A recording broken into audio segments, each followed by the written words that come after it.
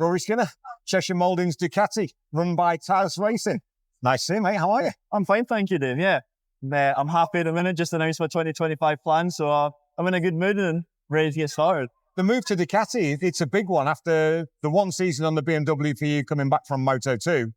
A switch to Ducati now, that's a big step and another, I guess, something that really gives you some big shot in the arm for 2025. Definitely. It's a big change. It's a good change. It's something I'm very excited about. You know, it's all going to be a little bit up in the air. Philip said when we were on stage, it only really happened a couple of days ago, and he's right. It was very last minute trying to get everything sorted, but very excited to be on Ducati for 2025. I feel like it's going to be a really good package, and I'm keen to get started. One thing that this year has been difficult, I think everybody over the last couple of seasons in BSB trim has found the previous manufacturer difficult. And this year was no different for you either. Coming back from Moto2, not so much readapting, but to learn the BMW, to learn what it's like, it didn't fall together quite as well as we'd all hoped, really. Yes and no, really. I mean, the start of the season went quite well. Nevada, I kind of ended up nursing an injury from testing. So to get P5 at Nevada, I was quite happy. And then obviously there was a couple of ups and downs through the year in that point. Knockhill, we got a win. I was the only person to win on a BMW in 2024. So I was coming to that. Yeah, I was really happy with that. And it was just like things were on the up. Snetterton obviously crashed and broke my leg, and that kind of just derailed my season. I was never fit after it. I just never quite got back to it. And yeah, it's sad really, because there was definitely potential there and we could have done a better job than what we've shown. But even then, I feel like the time on the bike that we had and the job that I did was more than good enough. And I've got real good support from the team. So, they wanted to keep me and I wanted to stay where I was. It was all a really nice feeling. And yeah, to be retained for 2025, I'm very happy. The continuity is important in BSB, isn't it? Because once you find the right place and when you're happy as a rider, that makes so much of a difference. For sure. I mean, I've got such a great team around me. Obviously, I brought my crew chief with me from Grand Prix, Stuart Shenton.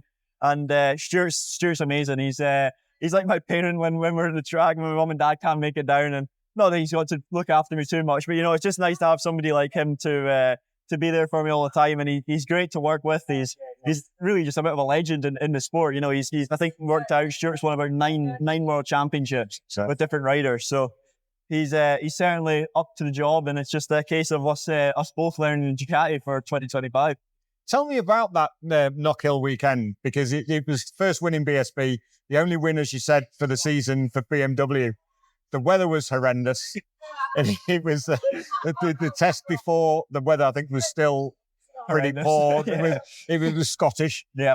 But tell me about that weekend for you from a personal point of view. It was just, I think the best way to put it was special. I was in front of all my family, all my friends. Knockhill is home to me. I say it in every interview I do. When people ask about a home round, and Knockhill is just home. I've been going there since I was 6 months old. Everybody there knows me. I know everybody on the gate there.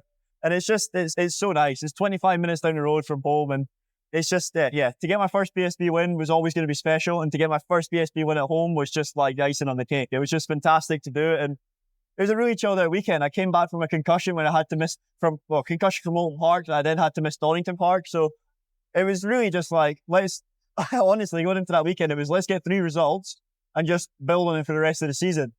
And I went out in race 1 and I was second. I was like, right, okay, building on this is going to be hard. Race 2, we ended up winning it. And then race 3 just brought it home in 4th place. And it was amazing. It was really nice just to get that under my belt. Really nice to get my first win. And, for Philip and the guys, having put that trust in me. And I'd taken my word at Donington when I wasn't right. To then repay them in the next round with a win was fantastic.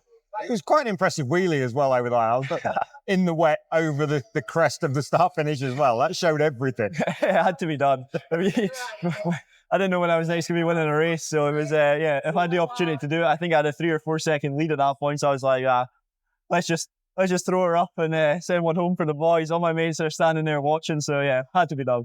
How much did that help you mentally after Moto2 and then a difficult round at Oulton Park and missing Donington? What did that do for you mentally to be stood back on the top of the box? It was really nice. I think I worked out at the time. It's like 3 or 4 years since I'd won a race, and it was just, I couldn't believe the time had gone by that quickly, and certainly something I'm hoping isn't going to be quite as long coming round again. But yeah, it's just after the year I had in Moto2, it was fantastic to get to Grand Prix. Great getting there off my own back. Not having to spend money that we didn't have. And getting it off talent and merit alone. So that was great. Obviously, it didn't end the way I'd hoped it would. And yeah, to come back to BSB and to be really included in a family team with Philip and the guys was lovely. To get my first win was quite early on in the season as well, was really nice. It was a good uplifter. And I went into Snetterton really happy. I was really calm. I was relaxed. I was feeling good. I knew what the job at hand was. And yeah, obviously things were going in the right direction. We'd made a bit of a gamble on tyre choice, which I think, honestly, I still think was the right one. Okay. And we just got, caught out with the conditions a little bit and ended up with a snapped leg and in hospital for 48 hours. So that obviously derailed the season and it wasn't too great. But, you know, to have gotten to that point in the season, I feel like for the half of the season I had on that bike with very limited testing, I think we did a great job. When you look back at it, there are definitely the high points, and when you take everything out of it, it was a job well done, I think. Yeah. Moving on to Ducati for 2025, the smile says it all. I was looking, we spoke a couple of weeks ago, didn't we, about Glenn, and the bike is so stable. Glenn can move it around, he can be animated on it, something that you couldn't maybe quite do on the BMW at the time. But now you have the potential to make this bike yours in every way. And it's a proper race bike as well, in the sense of we're going racing, then we'll build road bikes. Yeah. Yeah, I mean, you just got to look at Ducati's pedigree over the last 5-6 years in MotoGP and World Superbikes, and it's pretty incredible, I would say. There's never really a Ducati on the grid in any championship that's not near the front end. So that for me kind of fills me with a bit of like confidence going into it. You know, obviously it's never going to be easy. BSB is a tough championship regardless of what bike you're on. You know, it's so close to the top that to get you to the last little bit is always going to be hard. But I'm looking forward to it. I'm ready for the new adventure, ready for the new challenge. And yeah, I think getting on the Ducati is going to be really good. Obviously, watching the way some people ride them, they get away with what I would say is quite a lot. And yeah, I think the BMW would really bite you when you try that with it. So yeah, I mean, my opinion of it is remaining reserved at the minute because I want to ride it and I want to find out. I've got a practice bike, but again, that's not going to be my race bike. So no, practice bike will be good to learn the V4 characteristics. I've never ridden the V4, so it'd be nice just to kind of learn how the bike's going to act in some certain ways. But yeah, again, I'll remain open until I get on the race bike, and from there, that's when the hard work will be coming in. When do you think the race bike will be available? When do you anticipate the first test to be? Not entirely sure. Okay. It'd be good if we could get one before Christmas, but again, it's just logistical kind of things we're waiting on, trying to get the bikes in time. But yeah, it'll either be before Christmas or maybe into February. Excellent. Rory, thank you. So you've got a busy day here at the show.